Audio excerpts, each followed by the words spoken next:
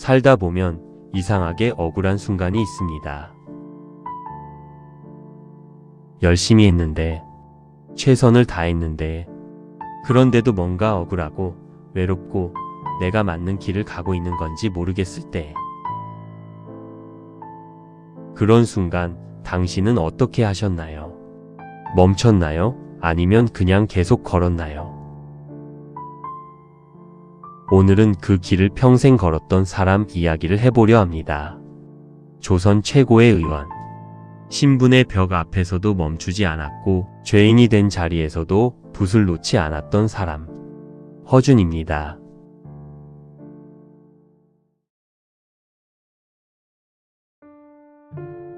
허준은 1539년에 태어났습니다. 아버지는 양반이었습니다. 하지만 어머니는 첩이었어요.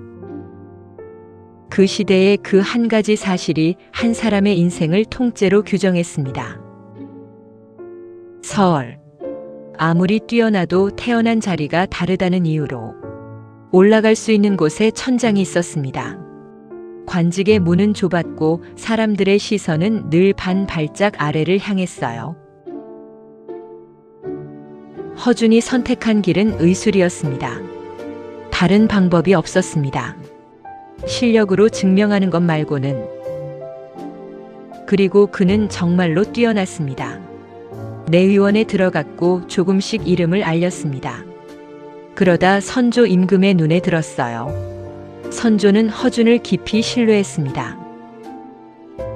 그 신뢰가 얼마나 깊었냐면 선조는 허준에게 당상관 벼슬을 내리려 했습니다. 당시 의관이 오를 수 있는 최고 명예였어요. 그런데 신하들이 들고 일어났습니다. 서울 출신 의관에게 그 자리를 줄 수 없습니다. 한 번이 아니었어요. 선조가 시도할 때마다 신하들이 막아섰습니다. 허준이 아무리 뛰어나도, 왕이 아무리 원해도 신분의 벽은 그렇게 두꺼웠습니다. 선조는 결국 우회하는 방식으로 허준을 예우했지만 그 벽 자체를 허물지는 못했습니다. 그리고 1592년 임진왜란이 터집니다. 일본군이 파죽지세로 북상하자 선조는 한양을 버리고 피난길에 올랐습니다. 궁을 떠나던 날 밤 백성들은 거리로 쏟아져 나왔습니다. 울부짖는 사람도 있었고 분노한 사람들이 궁에 불을 지르기도 했습니다. 왕이 우리를 버리고 떠난다는 걸 알았으니까요. 그 혼란 속에서 허준은 피난 행렬을 따라갔습니다. 선조의 곁을 지키는 내위원 의관으로서 전쟁 내내 끝까지. 전란이 수습되고 나서 선조는 허준에게 명을 내렸습니다. 조선의 의술을 하나의 책으로 정리하라. 왜 허준이었을까요? 그 당시 조선의 의학은 중국 의서에 기대고 있었습니다. 그런데 중국 약재는 조선에서 구하기 어려웠고 처방은 양반들 중심이었어요. 가난한 백성들은 병이 나도 제대로 된 치료를 받을 방법이 없었습니다. 선조가 원한 건 단순한 의학 백과사전이 아니었습니다. 조선 땅에서 나는 약재로 조선 사람의 몸에 맞게 글을 모르는 백성도 쓸 수 있는 책. 그 일을 맡길 수 있는 사람은 허준밖에 없었습니다. 평생 다양한 신분의 사람들을 치료해온 의원. 현장을 아는 사람. 허준은 집필을 시작했습니다. 하지만 1608년 선조가 세상을 떠났습니다. 왕의 주치의는 왕의 죽음에 책임을 져야 했습니다. 의관으로서 왕을 지키지 못했다는 죄. 허준은 유배를 떠났습니다. 의주. 국경 가까운 북쪽 땅. 겨울이 길고 아는 얼굴 하나 없는 곳. 허준의 나이 70이 넘었습니다. 그 자리에서 그는 붓을 놓지 않았습니다. 유배지에서 동의보감을 완성했습니다. 25권. 조선의 땅에서 나는 약초로 조선 사람 누구나 쓸 수 있도록 허준이 평생 쌓은 것들이 그 책 안에 담겼습니다. 억울했을 겁니다. 그래도 결국 그가 선택한 건 멈추는 것이 아니었습니다.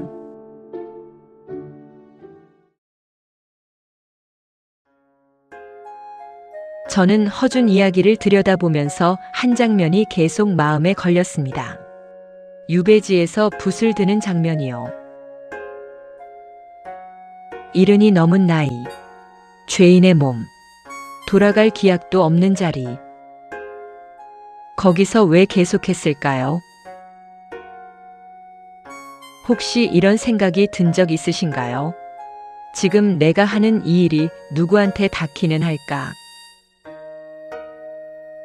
오래 준비했는데 아무 반응이 없을 때, 열심히 버텼는데 아무도 알아주지 않는 것 같을 때, 잘하고 있는 건지 그냥 멈춰야 하는 건지 모르겠을 때,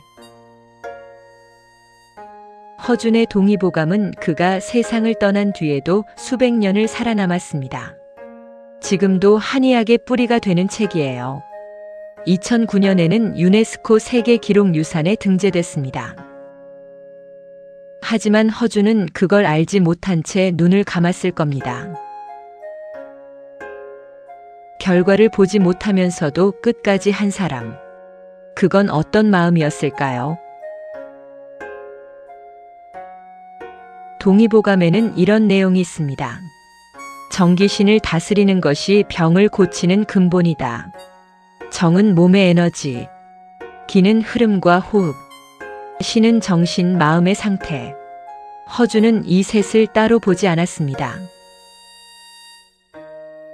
몸이 아프다는 건 몸만의 문제가 아니다. 마음이 흔들리면 몸이 먼저 신호를 보낸다. 요즘 말로 하면 이런 것들이겠지요. 만성 피로, 이유 모를 두통, 밥이 맛없는 날이 이어질 때, 잠을 자도 개운하지 않은 느낌, 몸이 먼저 말을 걸어오는 신호들.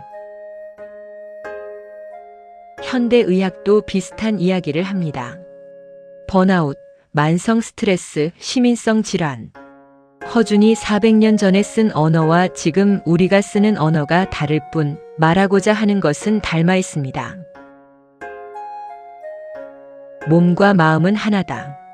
한쪽이 무너지면 다른 쪽도 흔들린다. 그리고 허준은 그 말을 직접 살아냈어요. 유배라는 극한의 자리에서도 정신을 붙들고 있었던 사람. 몸은 갇혀 있었지만 마음은 무너지지 않았던 사람. 어떻게 그게 가능했을까요?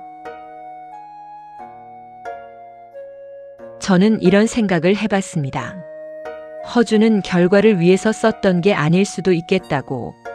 누군가에게 닿기를 바라며 썼겠지만 동시에 쓰는 것 자체가 그에게는 살아있다는 증거였을 수도 있겠다고.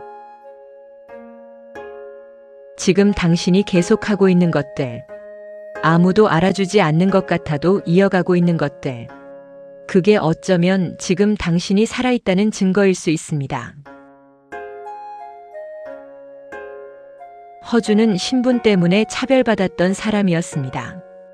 그런데 그 경험을 원망으로 쌓지 않고 오히려 더 낮은 곳을 향해 몸을 굽혔습니다. 가난한 백성, 천민 환자도 똑같이 대했다고 전해집니다. 상처받은 사람이 다른 사람의 상처를 더 잘 아는 법이 있습니다. 내가 겪은 아픔이 누군가를 이해하는 눈이 될 수 있다는 것.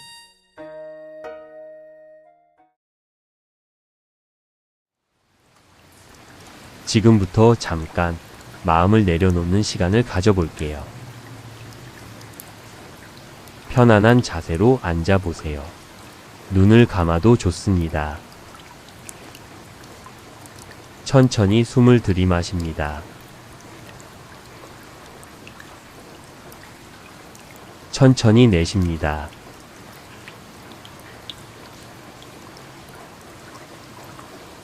한 번 더 들이마십니다. 천천히 내쉽니다.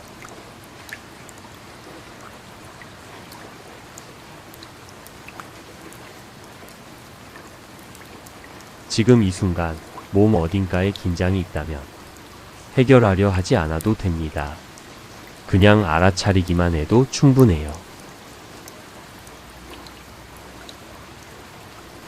억울했던 일이 있다면, 지쳐있는 부분이 있다면 잠깐 그 감정 옆에 그냥 앉아 있어 보세요.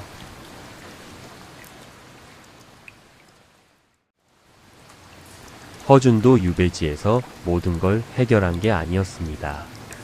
그냥 그 자리에서 할 수 있는 것을 했습니다. 오늘 하루를 버텼다는 것, 지금 여기 있다는 것, 그것만으로도 충분합니다.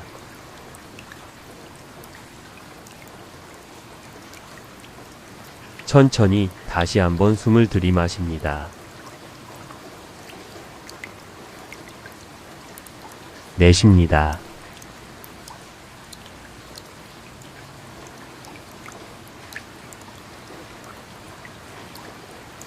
준비가 되면 천천히 눈을 뜨세요.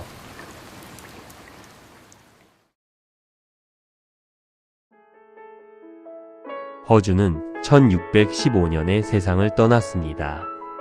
77, 유배에서 풀려나 동의보감을 광해군에게 바쳤고 얼마 지나지 않아 눈을 감았습니다. 다 내려놓은 사람처럼 전해야 할 것을 전하고 그렇게 갔습니다.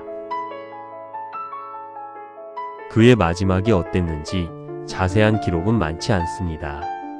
하지만 그가 남긴 책은 남았습니다. 그가 살았던 방식이 남았습니다. 신분의 벽 앞에서도 유배지에서도 멈추지 않았다는 기록이 남았습니다. 오늘 당신이 힘든 이유가 무엇이든 그 자리에서 할 수 있는 것을 하고 있다면 그것으로 충분히 잘 살고 있는 겁니다. 오늘 이 이야기가 당신 마음 어딘가에 작은 숨통이 되었으면 합니다. 감사합니다.